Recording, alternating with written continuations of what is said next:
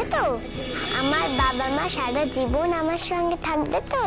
আজকের পর্ব শুরু হতেই আমরা এক আবেগঘন দৃশ্যের মুখোমুখি হই। তানিয়ার ছোট্ট একটা ইচ্ছা পূরণ করতে শান্তা সেজে হাজির হয় অনিরুদ্ধ।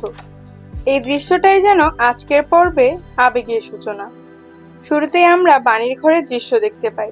সবকিছু ঘটে যাওয়ার পরেও অনিরুদ্ধ যে আবার ঘুরে দাঁড়িয়েছে, এই বিষয়টাই বাণীর কাছে অনেক বড়। ভাঙা বিশ্বাস, জমে থাকা ভুল বুঝির মাঝেই বাণী অনিরুদ্ধকে বলে সে এতদিন তাকে না বুঝে কত বড় ভুল করে ফেলেছে। এই কথা শুনে অনিরুদ্ধর মনটা একটু ভারী হয়ে যায়। পরিস্থিতি হালকা করার জন্য সে তানিয়ার ঝুলিয়ে রাখা ছোট্ট মজার জিনিসগুলো বাণীকে দেখায়। এই ছোট্ট মজার মুহূর্তে বাণীর মুখেও একটু হাসি ফুটে ওঠে। এরপর অনিরুদ্ধ বাণী আর তানিয়ার জন্য কেনা কিছু গিফট বাণীকে দেখায়, কিন্তু গিফট দেখেই বাণী আবার অনিরুদ্ধকে বকাঝকা শুরু করে। তার মতে এসবের চেয়ে সত্যিকারের সমাধান অনেক বেশি জরুরি। পরের দৃশ্যে আমরা তানিয়াকে দেখি অনিরুদ্ধ আর বাণীর সাথে খেলার মাঝেই তানিয়ার হাতে আসে একটা কাগজ। সে কাগজে কি লেখা আছে সেটা জানতে বাণী অনিরুদ্ধকে প্রশ্ন করে। এরপর অনিরুদ্ধ সিদ্ধান্ত নেয় তানিয়াকে সারপ্রাইজ দেবে। পুরো ঘর সুন্দর করে সাজানো হয়, এমনকি অনিরুদ্ধ নিজেও সান্টা ক্লজের পোশাক পরে নেয়। সান্টা সেজে অনিরুদ্ধ বলে তোমার সব ইচ্ছেই পূরণ হবে। এই কথা শুনে বাণীর মনে এক গভীর কষ্ট জমে ওঠে।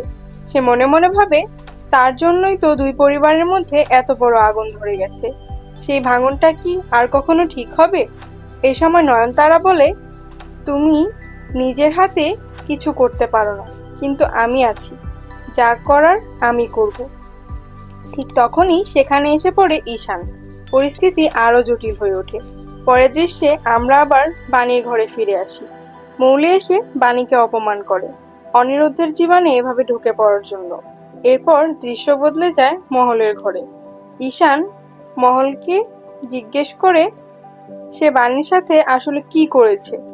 মহলে নিজের মতো করে সব ব্যাখ্যা দেয়। এরপর তানিয়া তার বন্ধুদের সামনে নিজের বাবাকে পরিচয় করিয়ে দেয়।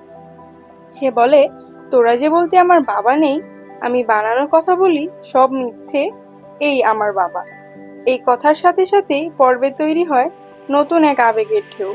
আর দর্শকের মনে থেকে যায় একটাই প্রশ্ন, আগামী দিনের এই সম্পর্কগুলো কোন দিকে মোড় নেবে? পরবর্তী পর্বে অপেক্ষা করছে আরো বড় চমক। নিয়মিত বেঙ্গলি সিরিয়াল আপডেট ও এপিসোড রিভিউ পেতে রূপ ডেইলি আপডেট চ্যানেলটি সাবস্ক্রাইব করুন।